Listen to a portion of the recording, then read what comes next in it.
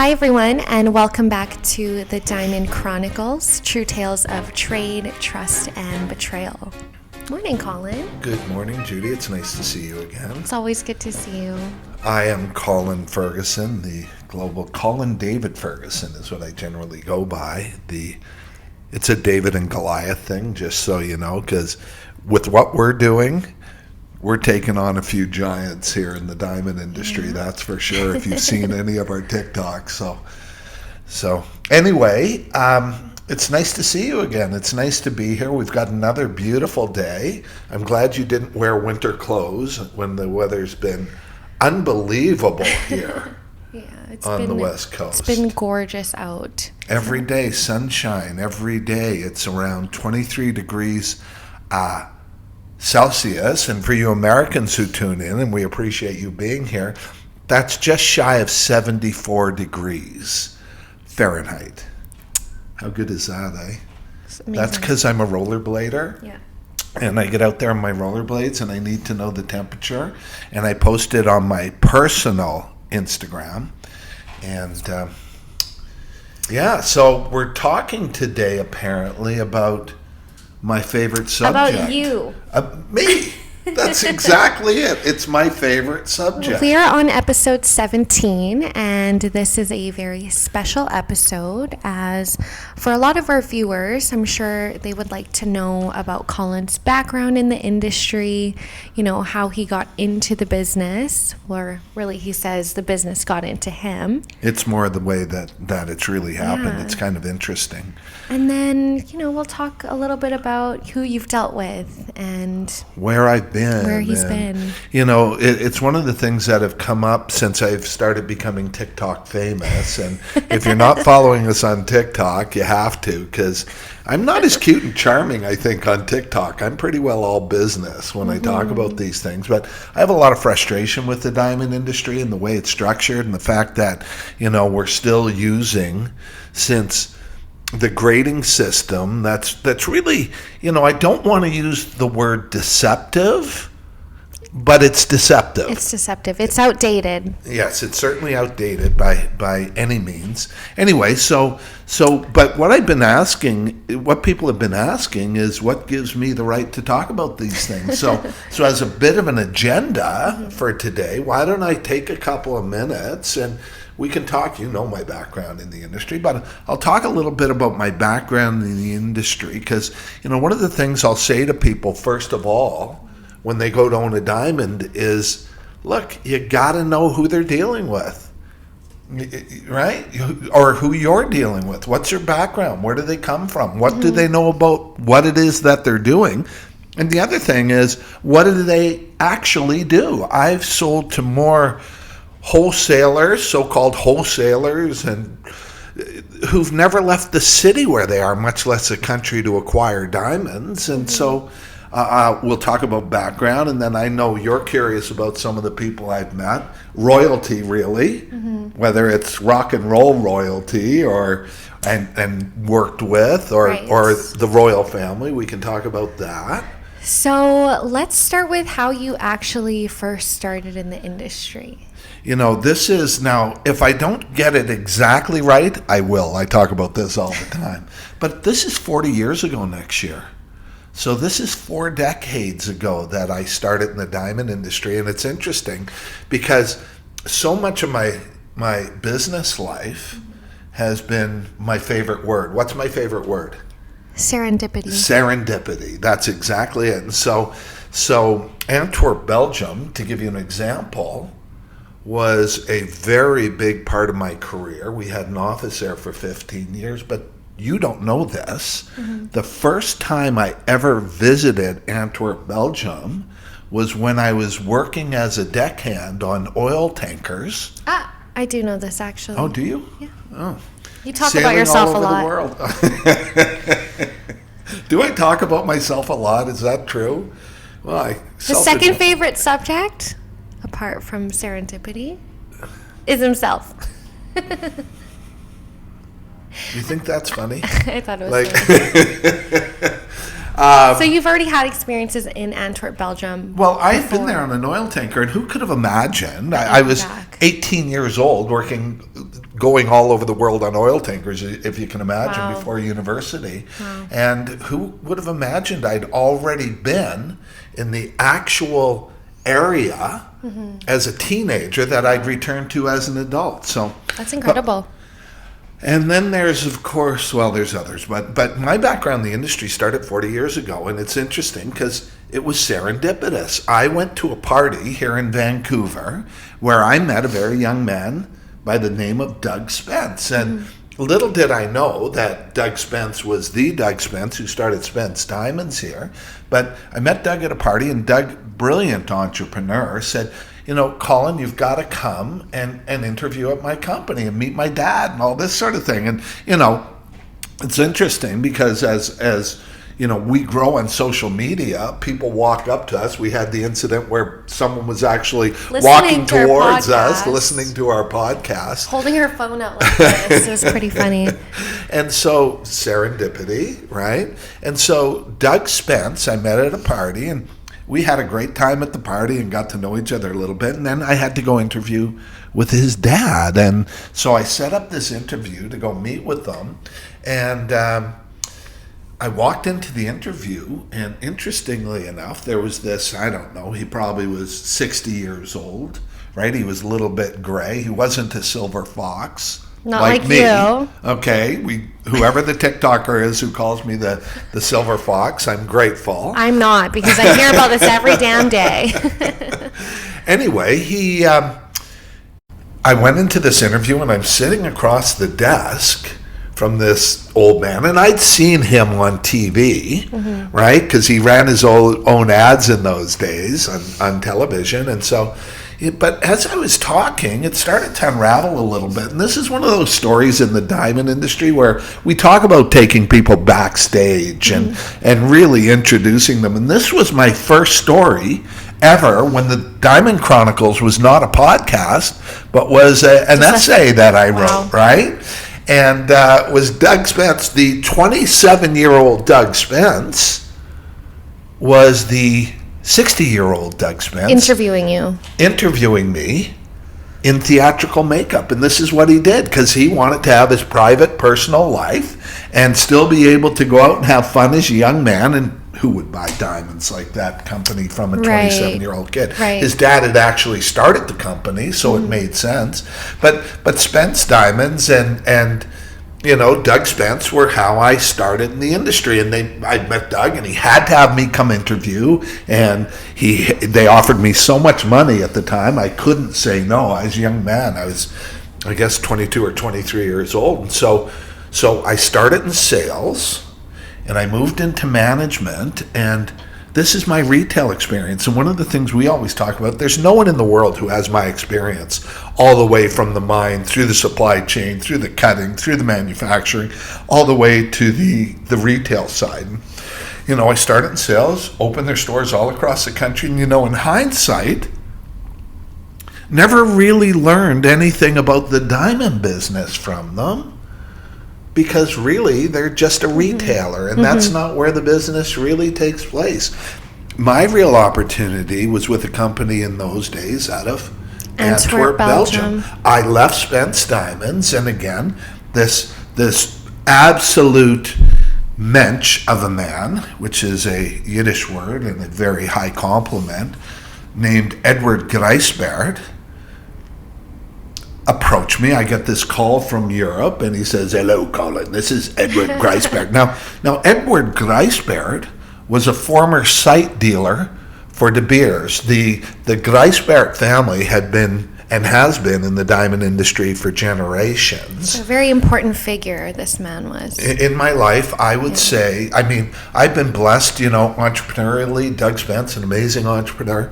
But Edward Grijsbert was a former site dealers for the legendary, I always refer to them as the legendary, iconic De Beers Diamond Company.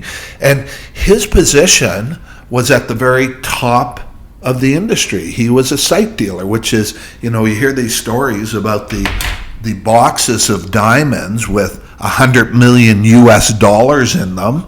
And he would sell those to the cutters and the large diamond families and the large diamond companies all over the world. Uncle Eddie always thought that diamonds should remain in the rough. This is how passionate he was. Yeah, wow. He thought they should never be cut, that they were most beautiful as stones. But Uncle Eddie took me under his wings, or under his wing, I guess is the phrase, and taught me the diamond business hands-on. And my role with that company, what I became, was their North American distribution manager, where, I'm 23 or 24 years old, or I guess I was a little bit older at that point, 25, 26, and my job was to take a briefcase full of diamonds, hop on a plane, fly out to the east coast of North America, and drive back across North America in a rent-a-car, selling diamonds to all the wholesalers and all the retailers and all the manufacturers. And this is where I really learned the diamond industry. Well, two things our listeners should care about, and that's, number one, what real quality is when it comes to owning a diamond or a piece of diamond jewelry, for that matter. And number two, what we could broker them for compared to what they'd sell for through jewelry stores or retailers. They're now online companies. And by the way, with the online companies, don't forget, they're retailers.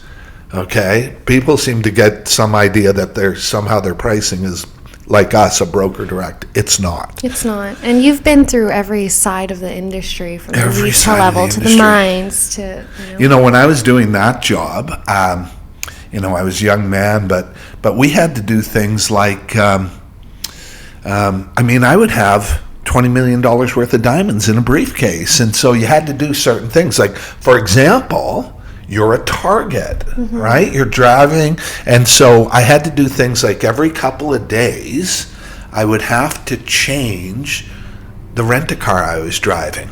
Right? I would have to stay in, and just so people couldn't follow you around and set you up. And this was a big problem, especially in cities like Los Angeles. And it's interesting. The threat were the jewelers themselves, who could call their friends, and you don't know who you're dealing with in the diamond industry, who could call their friends and say, this guy's got a briefcase full of diamonds, because that's how they were sold in those days. It's evolved now, but this is 40 years ago. There were no cell phones. You're working with pagers. Yeah, right? And so it was a very different world. But that's where I learned the business, for sure. That's so fascinating. Yeah. I used to meet a lot of girls that day. You were a diamond dealer, not when I was traveling. Okay. But when I was traveling, what we used to do, because we would have to stay in hotels that had safe deposit boxes. Right. And what I would tell them is I was a software specialist, and we had to put the software in the safe at night. You must have had an alias as well. I traveled with aliases. Yeah. That's exactly right. It's the kind of thing you see in movies, but it's kind of real life. A lot of my life's like that. Well, Colin's been offered 2 reality shows. Yeah, one where they came up out of New York, and we may release this soon, actually, and followed me around for 2 weeks. And, it was a few different offers. I ultimately decided not to do it at the time for security's sake. But, we should post that for our listeners. Yeah. If you guys don't follow us on Instagram, we're at The Global Diamond Broker. Lots of behind-the-scenes stuff that you'll really enjoy. Exactly. But let me just finish a little bit more about my background in the industry, because I want to talk about Diamonds Direct and what happened when Grijs Baert & Sons closed, and then we can talk about me meeting the royalty of the music world. And royalty itself. How's that sound? You're excited to talk about this. It's because you're young and beautiful. This stuff appeals to you, right?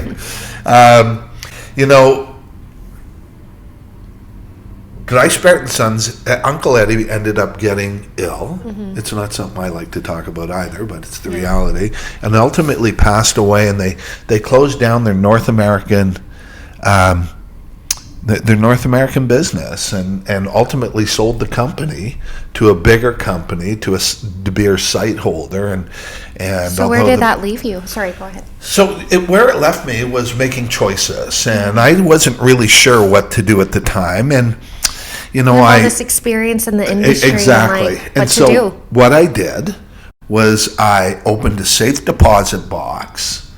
And I started a very small company. And what I used to do is get in my little car and drive around to jewelry stores with a pager and sell them diamonds, right? And the company started to grow. And then there was a significant point in the industry, or for me, for the company, where a friend of mine, who I was on the Heavenly Bodies aerobics demo team with, named Cheryl, who was getting engaged.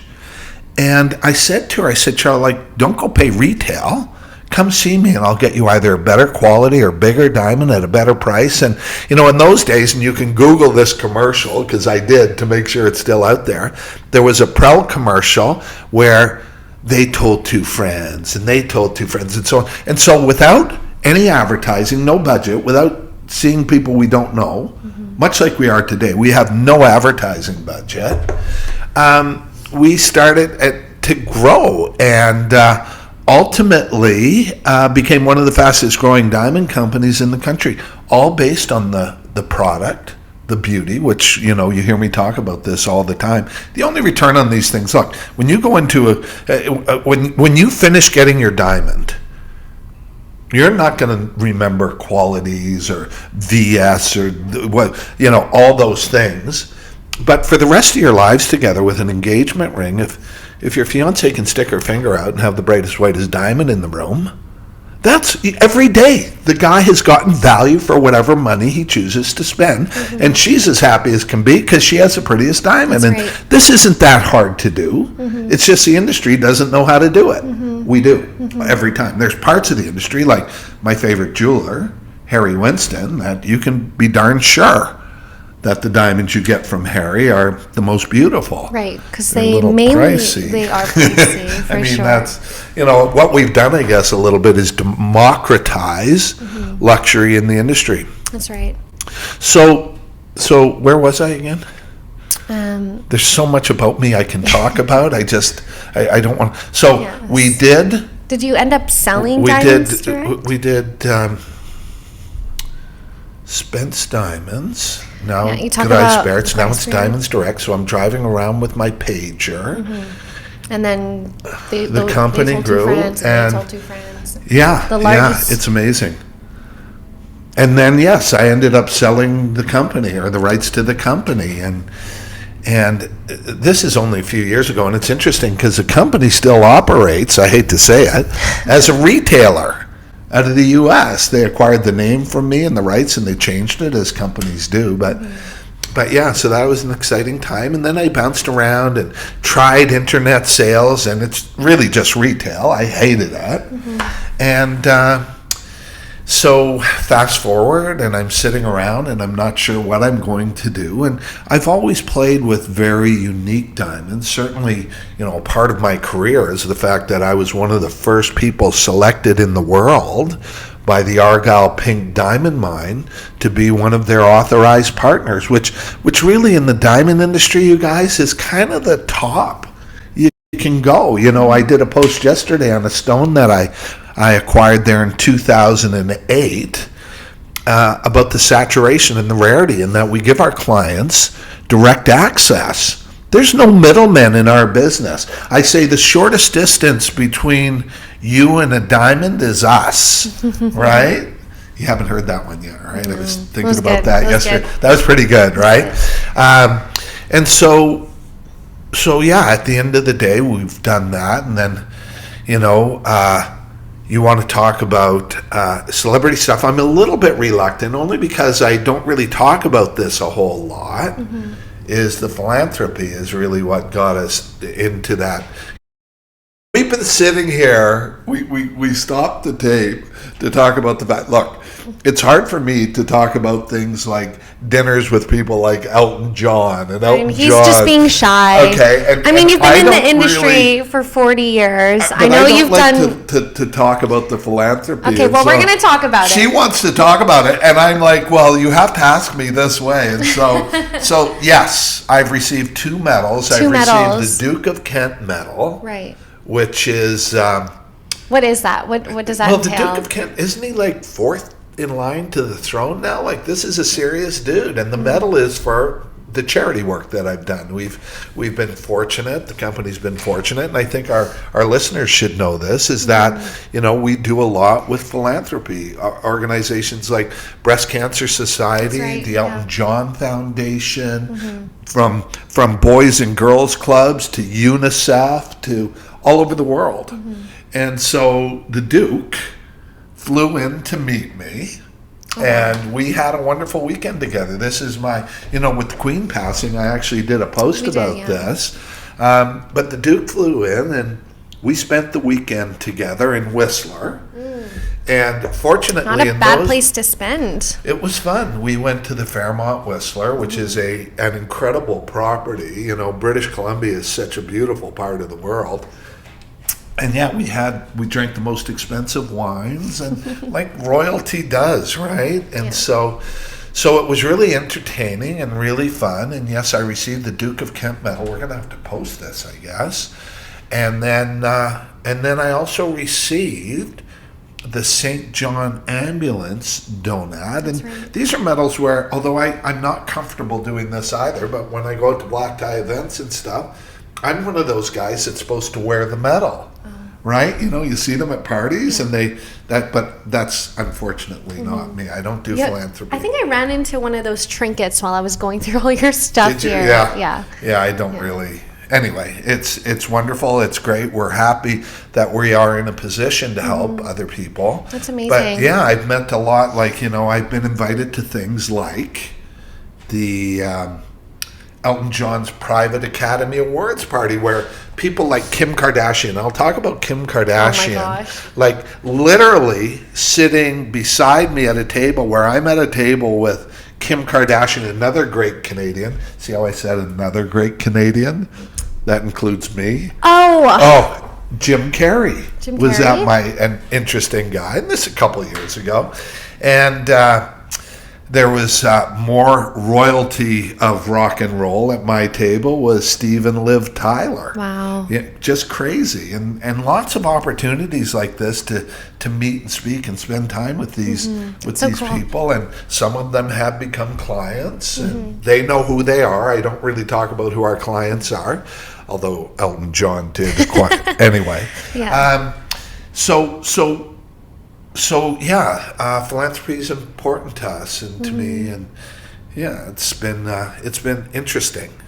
I'm not going to tell my Kim Kardashian story. You don't need to worry, okay? But I'll say this about Kim Kardashian. You see her in the news all the time and in the media. This woman in person is so much more beautiful.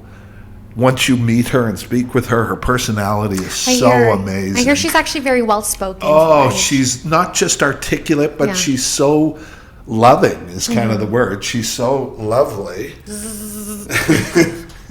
Where the hell did bugs come from? What kind of studio is this? Tell me about it. Anyway, that's kind of my background in the diamond industry, I think. I don't think we've left any stone unturned. I got a few good ones going today, eh? The Argyle Pink Diamond Mine, direct distributor, Open the Spence Diamonds. No one in the industry has had more experience in all parts of the industry than me, from the rocks from the mine all the way to how to manufacture a ring. And this is a big one for me as well, it's not just about the diamond. It's the diamond's what you pay for. You can have $600 setting of gold or platinum. Yeah, we talk today. about that a lot. Yeah. Can you not hit your mic, please? Okay. Did it turn off? Are No. we okay? You just want to No. be me? I just want to. Yeah. Okay. So. But it's also in the setting, right?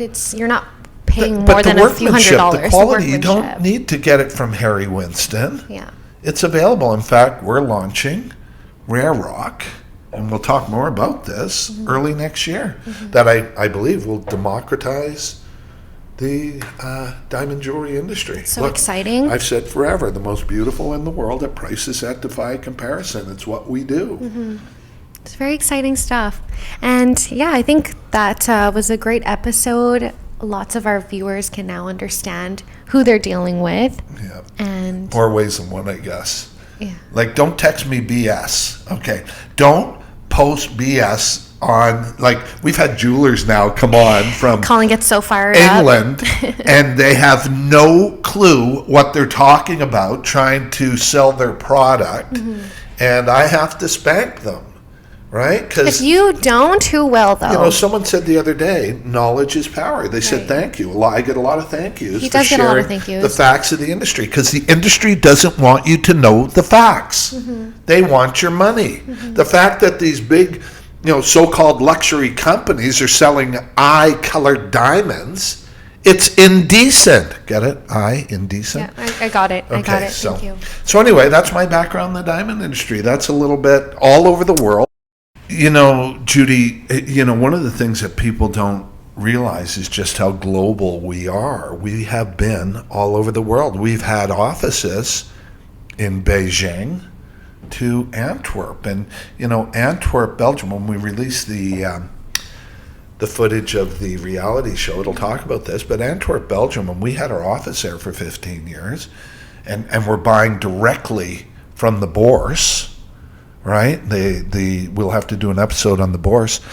I mean, it was the center of the diamond universe for over 450 years, right?